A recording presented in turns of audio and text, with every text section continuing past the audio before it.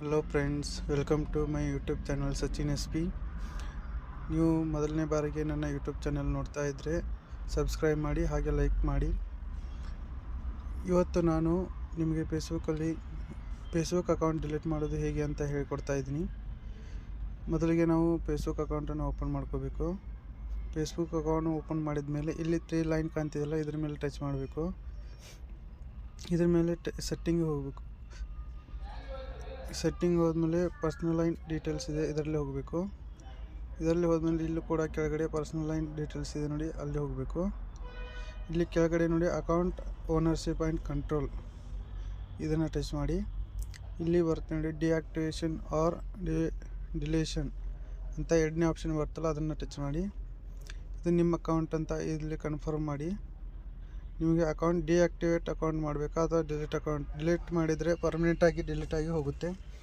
Deactivate ಮಾಡಿದರೆ ನೀವು ಮತ್ತೆ ಆ್ಯಕ್ಟಿವ್ ಮಾಡ್ಕೋಬೋದು. ನಾವು ಈಗ ಡಿಲೀಟ್ ಮಾಡೋದನ್ನು ತೋರಿಸ್ತಾ ಇದ್ದೀವಿ. ಡಿಲೀಟ್ ಮೇಲೆ ಹೋಗಬೇಕು. ಇಲ್ಲಿ ಕಂಟಿನ್ಯೂ ಒತ್ತಿ.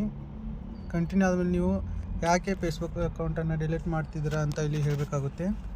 ಯಾವುದಾದ್ರೂ ಒಂದು ಆಪ್ಷನ್ ಕೊಟ್ಟು ಅಲ್ಲಿ ಕಂಟಿನ್ಯೂ ಕೊಡಿ. ಇಲ್ಲಿ ಕೂಡ ಕಂಟಿನ್ಯೂ ಕೊಡಿ. ಹಾಗೆ ಕೆಳಗಡೆ ಬನ್ನಿ, ಕಂಟಿನ್ಯೂ ಕೊಡಿ. ಕಂಟಿನ್ಯೂ ಕೊಟ್ಟಾದಮೇಲೆ ಇಲ್ಲಿ ಪಾಸ್ವರ್ಡ್ ಕೇಳ್ತೀನಿ. ನಿಮ್ಮ ಅಕೌಂಟ್ ಪಾಸ್ವರ್ಡ್ ಏನು ಇಟ್ಟಿದ್ದೀರಾ ಅದನ್ನು ಇಲ್ಲಿ ಟೈಪ್ ಮಾಡಿ.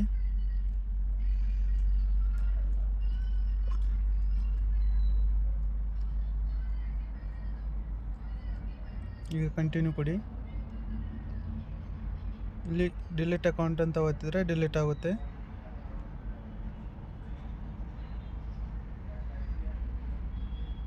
ನೋಡಿ, ಇವಾಗ ನಮ್ಮ ಅಕೌಂಟು ಡಿಲೀಟ್ ಆಯಿತು. ಇನ್ನೂ ಹೆಚ್ಚಿನ ವಿಡಿಯೋಗಳು ಬೇಕಾದರೆ ಅಕೌಂಟ್ನ ಸಬ್ಸ್ಕ್ರೈಬ್ ಮಾಡಿ, ಹಾಗೆ ಬೆಲ್ ಐಕಾನ್ ಒತ್ತಿ ಆಲ್ ಅಂತ ಒತ್ತಿ.